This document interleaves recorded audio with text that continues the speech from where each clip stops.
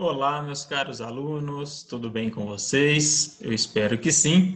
Na aula de hoje nós vamos dar sequência à civilização grega e nós vamos falar, sobre Esparta, mais uma das polis aí gregas, a que fazia frente com Atenas, Então, Atenas a gente viu na última aula as suas características, a divisão da polis ateniense e principalmente, a forma de governo exercida ali em Atenas, depois que houve um processo de guerra civil, de conflitos, e a população mais pobre conseguiu também a participação política, formando aí, iniciando o regime democrático. A gente viu que em Atenas o regime democrático ele era de forma direta, os cidadãos eles participavam diretamente na elaboração e na votação das leis, e diferenciamos com o sistema democrático aqui no Brasil atualmente, e em outros países também, que é de forma indireta. Nós, cidadãos, elegemos os representantes do povo, que são os políticos, deputados federais, estaduais, vereadores, que vão votar essas leis, vão elaborar essas leis e votar elas por nós. E agora nós vamos ver Esparta. Como eu disse para vocês, logo no início dessa matéria, cada cidade-estado, na Grécia tinha suas próprias características administrativas, de organização, política. Então, em Esparta a gente vai ver que é um sistema bem diferente, do ateniense. Esparta, fica aqui na região da Lacônia, tá? Eles vão ser, a Esparta vai ser fundada, pelos dórios, aquele povo que chegou, destruindo a civilização micênica, juntamente ali com outros povos. Os eólios fundaram Atenas, e os dórios vão fundar Esparta. E eles vão ter uma característica militar muito forte, de questão guerreira, uma educação muito rígida. Então, isso daí vai permear, toda a sociedade espartana, para criar excelentes guerreiros. Então, enquanto em Atenas a educação era muito voltada, para a filosofia, para artes, para o cidadão participar da vida política da polis, em Esparta essa educação era voltada para formar soldados, Era uma educação muito rígida, que começava logo cedo, e eu falo um pouquinho mais dela aí para frente, tá? Então, Esparta, é fundada aqui na região da Lacônia, e devido a essa característica, dos espartanos de falar pouco, de ser soldados, pode ver que um policial no seu exercício da função, um militar, um segurança, ele não está ali para bater papo, ficar de conversinha. Ele está ali para executar ordens, para manter a ordem na sociedade. Então, ele fala pouco, fala o necessário, é objetivo, não fica filosofando demais, conversando abobrinhas. Então, essa característica dos espartanos, fez com que surgisse, o ditado, lacônico. Então, quando a gente fala assim que a pessoa está lacônica, por exemplo, quer dizer uma pessoa que não fala muito, uma pessoa que só fala o necessário, uma pessoa objetiva, que não é muito de conversas aí paralelas. Tá? Então, aí só mais uma origem aí de algumas palavras que pode ser que vocês escutem aí hoje em dia. Então, a sociedade espartana ela é formada por 3 grupos principais. Nós temos os espartanos, que também são chamados de homoioi, tá? No texto que eu envio para vocês no arquivo, está escrito lá direitinho, é H-O-M-O-I-O-I, homoioi, que são o principal grupo, a elite militar e social. Eles não vão trabalhar, exercer trabalho braçal, eles vão dedicar a vida militar, tá? E é esse grupo militar que vai executar a política também, dentro da sociedade espartana. Então, a democracia ela é a forma de governo dos atenienses. E em Esparta é a oligarquia, a oligarquia que é o governo de poucos, porque só um pequeno grupo, o dos espartanos, é que vão exercer esse governo, esse poder ali político. Tá? Então, em Esparta é uma oligarquia. tá? Então, nós temos aí os espartanos, eles são descendentes diretos dos dórios, né? Aquele povo que fundou Esparta, né? Que chegou e fundou Esparta. Nós vamos ter os periecos, né? Que vão ser pessoas livres, né? Que vão se dedicar aí a pequenos comércios, artesanato, vão ter algumas pequenas terras, tá? E esses periecos aqui, eles vão assumir alguma posição ali de soldado, né, em exército em épocas de guerra, né? Eles vão ser convocados, né, para aumentar o exército aí espartano, mas eles nunca vão ter patentes altas, né? Eles vão ser os peões ali, né? Os soldados de baixa patente ali, quando eles, né, forem ocupar esses cargos aí.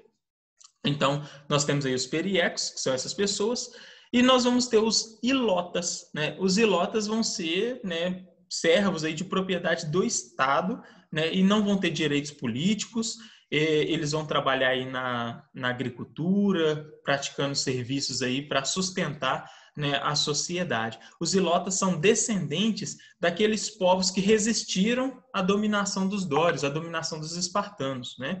Os espartanos vão ampliar a sua cidade, as suas terras, com base na guerra, com base na dominação de outros povos. E esses povos dominados, né, que resistem a essa dominação, né, são transformados aqui nos ilotas, né, nesses servos. Muitas vezes, né, vai ter conflitos entre os ilotas e os espartanos, né, porque os ilotas eles vão se rebelar, né, por diversas vezes, tá? Não vão aceitar sempre pacificamente, né? Mas como os espartanos é um grupo muito mais forte, né, preparado e militar, tem armas melhores, né, sempre vai subjugar as rebeliões promovidas aí pelos ilotas. Então, essa é os três grupos sociais da sociedade espartana. Então, né, aí vem a política, né, em Esparta. Né? Nós falamos em Atenas, as características lá de Atenas, vamos ver aqui que é bem diferente em Esparta. Como eu disse para vocês, um sistema oligárquico, um governo em que poucos vão exercer esse poder. Né? O governo era uma diarquia, então nós tínhamos 2 reis. Olha só, em Esparta nós não tínhamos reis, né?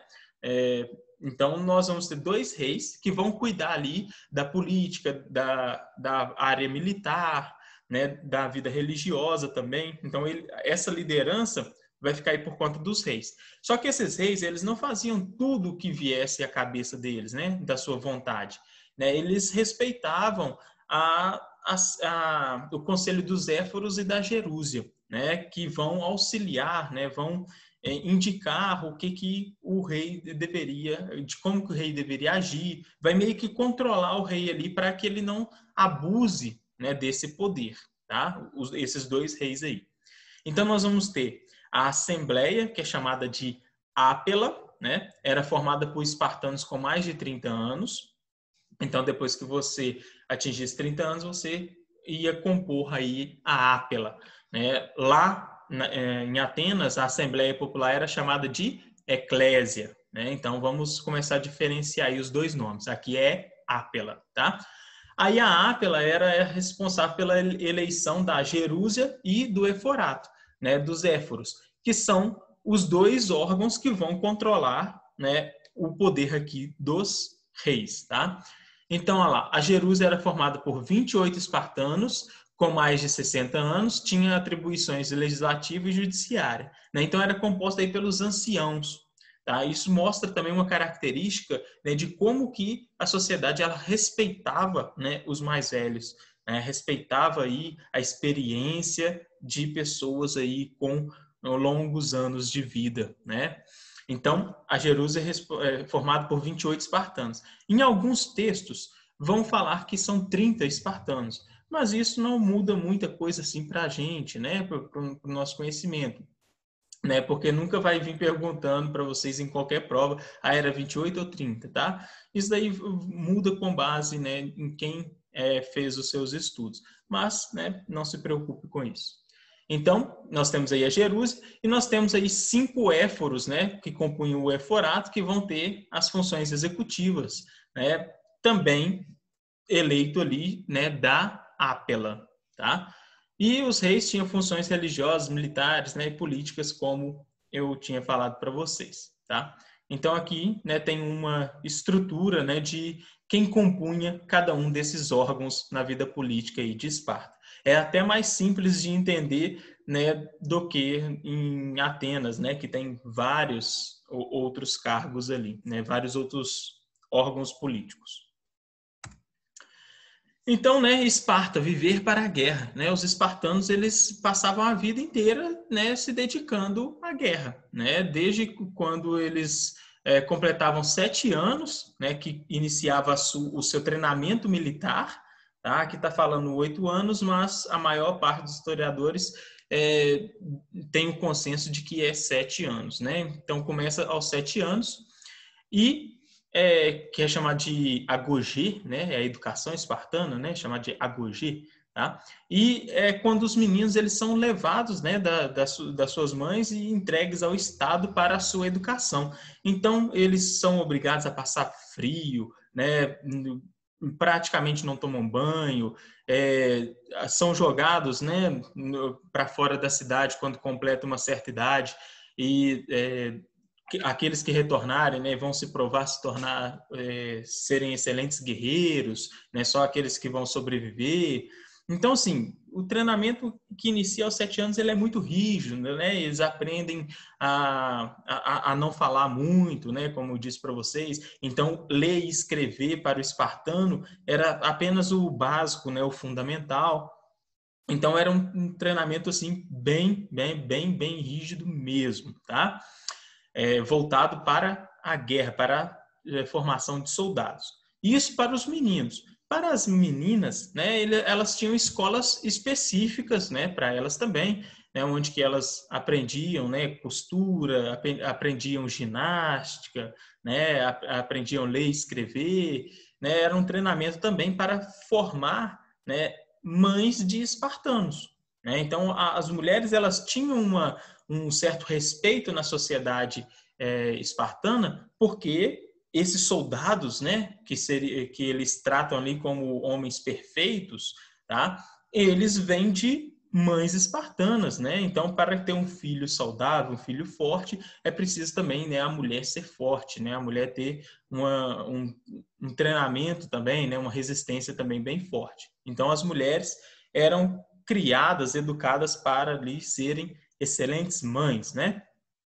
E em Esparta era comum, né, sacrificarem crianças com algum tipo de deficiência, tá? O que nós chamamos de eugenia, porque eles não aceitavam pessoas com deficiência no exército, porque isso daí dificultaria, por exemplo, a formação, né, de uma parede de escudos, né, uma pessoa que tivesse uma atrofia na mão, por exemplo. Então, muitas vezes essas crianças aí elas eram sacrificadas. E, né, os espartanos, juntamente aí com os atenienses e outras cidades gregas, eles vão se envolver aí nas guerras greco-pérsicas, né, ou também chamadas de guerras médicas, porque os persas também eram conhecidos como os medos, né, porque eles vinham lá da região da Média, né? Quando a gente viu a formação do Império Persa, a gente viu que os persas eles enfrentaram, né, os medos, e a partir disso começaram a expandir o seu império. Os persas, né, o Império Persa, chegaram a conquistar algumas cidades, né, gregas ali da Ásia continental e foram barrados aí pela aliança, né, das cidades-estados, principalmente aí, né, como repito, de Esparta e Atenas. Né? Primeiro eles tentaram com Dário primeiro, né, e depois com o seu filho Xerxes. Tá? Mas os atenienses, né, os gregos aí, eles vão conseguir, né, enfrentar e vencer os persas, tá?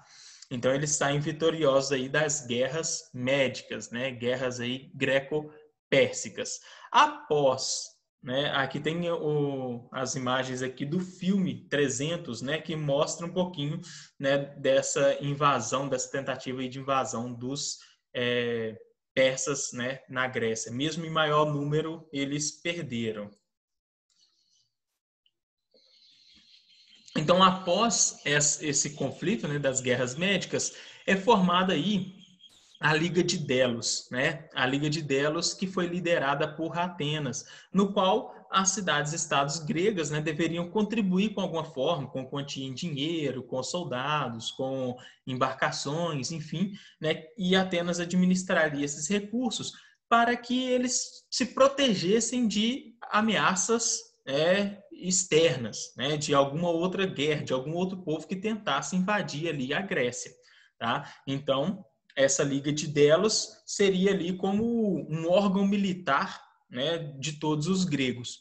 Só que, né, passado muito tempo aí, sem conflitos, né, Atenas começou a utilizar os recursos da Liga de Delos, tá, para benefício próprio, né, para aumentar sua hegemonia, o seu poder ali, né, frente às outras cidades. Foi nesse período aqui que Atenas começou a fazer várias reformas, né, na sua cidade, construir o Partenon, né, ampliar ali toda a estrutura da cidade. Então, os espartanos, né, que era uma grande potência ali também, né, que fazia frente a Atenas, ele vai sair da Liga de Delos, né, vai acusar ela de estar utilizando esses recursos para benefício próprio e vai formar a Liga do Peloponeso, tá? Liderada por Esparta. Então agora nós temos duas organizações, né, militares rivais, a Liga de Delos e a Liga, né, do Peloponeso. Liga de Delos, Atenas, Liga do Peloponeso, Esparta, tá? E uma faísca, né, que foi acesa ali, naquele barril de pólvora, de tensões entre essas duas ligas aí, iniciou a chamada Guerra do Peloponeso. Foi quando uma cidade aliada de Esparta, né, Tebas, ela invade uma cidade aliada de Atenas. Esse foi o motivo aí que iniciou esse conflito, tá? Então, esse conflito ele dura 28 anos, tá? Termina com a vitória dos espartanos, tá? Da Liga do Peloponeso, só que mesmo após essa vitória, 28 anos de conflito é tempo suficiente, né, de enfraquecer as estruturas ali de todas as cidades e estados gregas, né, que estiveram envolvidas aí nesse conflito. Tá? Muitas pessoas morreram, foi gasto recursos, né, construções destruídas. Então, a hegemonia, o poder, né, que a Grécia tinha naquele momento, ele é enfraquecido. Isso vai abrir, né, portas para que o Império Macedônico, né, que estava surgindo na região norte ali da Grécia, aproveite desse enfraquecimento, tá? E conquiste, né, a Grécia. Tá? Começa ali com o rei Filipe, né, II, e depois expandido ali todo o território por Alexandre o Grande, o seu filho, tá? Chamado de Alexandre Magno, né? Magno significa grande. Então, Alexandre o Grande. Então, lá, os macedônicos habitavam a região situada no norte da Grécia. Em 338 a.C., os gregos foram derrotados pelas forças macedônicas, que em pouco tempo dominaram toda a Grécia. Em 336, o príncipe Alexandre Magno, que foi educado pelo filósofo Aristóteles, subiu ao trono e decidiu conquistar todo mundo conhecido na época. E ele conseguiu. Alexandre partiu em uma campanha de conquistas de outros povos. Ele partiu da Macedônia com 20 anos, em 334 a.C., e até 323 conquistou todos os grandes impérios da época, Egito, Grécia, Pérsia e até a Índia. Então, Alexandre o Grande, né, ele vai ter o maior império até então. Olha só, antes de Alexandre o Grande, nós tínhamos o Império Persa, né, como sendo maior. Agora vem Alexandre o Grande, né, e nós temos o Império Macedônico ocupando, né, partes tanto do Ocidente quanto do Oriente. Né? Então, se torna aí o maior império até então conhecido. Depois vai vir os romanos, tá? Que vai conseguir conquistar todas essas terras aí e algumas outras mais também. Então aqui, né, o mapa de onde que a Macedônia está localizada, né, e todo o território que ela conquistou, né, ela veio descendo, conquistando aqui, né, toda a Grécia e conquista toda a região aqui do Império Persa também, o norte aqui da África, onde que ficava, né, o Egito também. Então toda a extensão, né, do Império Macedônico. Esse período, né, do Império Macedônico, ele é conhecido como helenismo. É o quinto período aí, né, da divisão da história grega. Por quê? Os próprios gregos, né, se chamavam de helenos. Tá? Então, é de uma mistura, esse período aqui, ele marcou a mistura da cultura ocidental com a cultura oriental. Tá? Então, nós tivemos uma troca cultural. O próprio Alexandre o Grande, né, ele se casou com uma mulher persa, né, para promover essa integração das culturas. Tá? Então, esse período ficou conhecido como cultura, como helenismo. O período anterior, o período clássico, é aquele das guerras médicas e da Guerra do Peloponeso, que marca ali o auge, né, das duas cidades de Atenas e de Esparta. Tá? Então, Alexandre Magno morreu jovem, aos 34 anos, e seu império foi dividido entre seus generais. Mas, por pouco tempo, a Macedônia tornou-se o centro do maior império formado até então, que só seria superado anos depois pelo Império Romano. As conquistas de Alexandre Magno, promovendo a fusão das culturas de várias regiões conquistadas no Oriente com os valores gregos, deu origem à cultura helênica, que depois foi absorvida, né, por diversos países aí, né, tanto do Oriente quanto do Ocidente, inclusive chegando aí até o Brasil, né, séculos depois, tá? Bem depois mesmo, mas que essa cultura ela vai se permeando aí, né? Vai permanecendo e se modificando ao longo do tempo. E aí, para a gente falar um pouquinho aí da cultura grega, né? Bom, os gregos, eles, né, inventaram o teatro, né? Eles praticamente inventaram a filosofia, né? E tinha técnicas, né, de arquitetura aí que foram resgatadas durante o período do Renascimento, né, na Idade Moderna. Então, os gregos, eles vão trabalhar, né, vários desses pontos aqui que chega para nós até hoje, né? O conceito de teatro.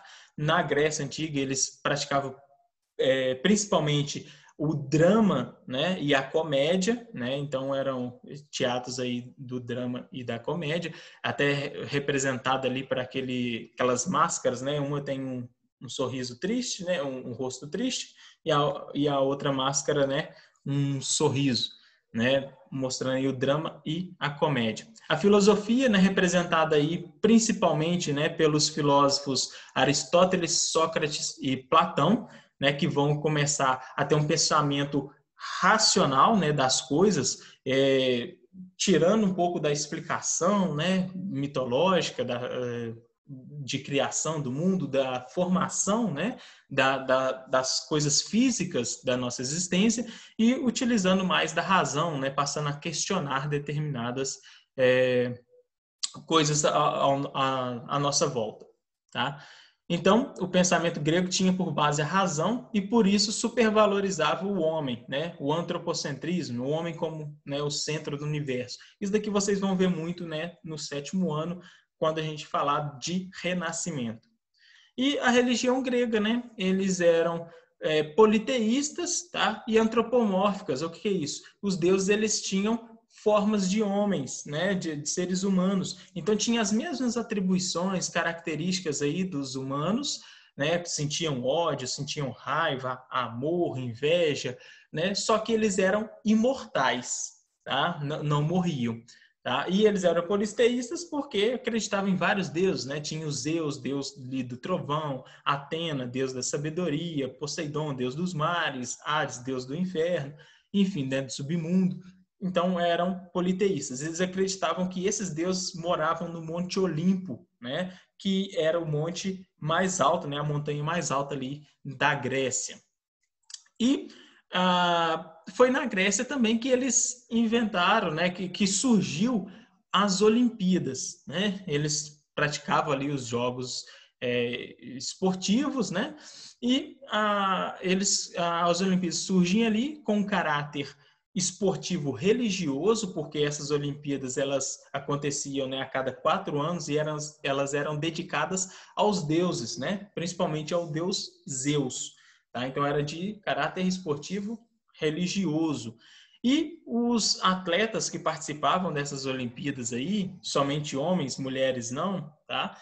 Eles os vencedores eles recebiam uma coroa de louros, né, ou de folha de oliveira, que simbolizava ali honra e glória, né? Então mostrava ali os atributos daquele atleta, né? Então não tinha riquezas, eles não ganhavam dinheiro, né? Se tornava rico ali os vencedores, não, mostrava ali, né, a sua honra, né? O seu a sua dedicação ali aos deuses, né? Então, como se estivessem ali realmente, né, glorificando e honrando aos deuses, né, que eram idolatrados, né, naqueles jogos ali, tá? Que eram cultuados naqueles jogos.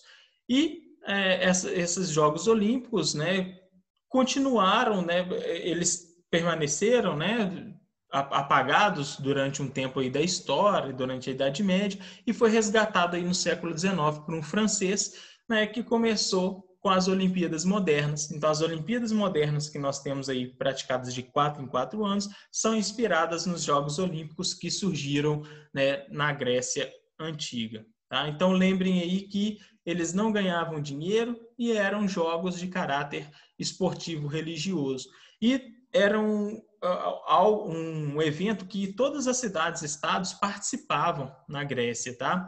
Eles aconteciam na cidade de Olímpia, né? Por isso que vem aí Jogos Olímpicos. E nesse período, se tivesse tendo algum conflito, eram paralisados, né? Era tido uma trégua entre as cidades e estados, tá? Para que ninguém atacasse ninguém durante os Jogos Olímpicos, né? Para vocês verem o tamanho, respeito, né? E importância que esses jogos tinham aí para as várias polis gregas. Então, com isso, a gente termina, né, a nossa matéria aí sobre Grécia. Começamos, né, desde a civilização creto-micênica, né, passamos aí pelos diversos períodos até terminar aí, né, no helenismo, que é essa mistura de culturas do Oriente e do Ocidente, promovida aí pela expansão do Império Macedônico. Tá? Espero que vocês tenham gostado. Qualquer dúvida, né, vocês me perguntem. Então, desejo vocês bons estudos e um grande abraço.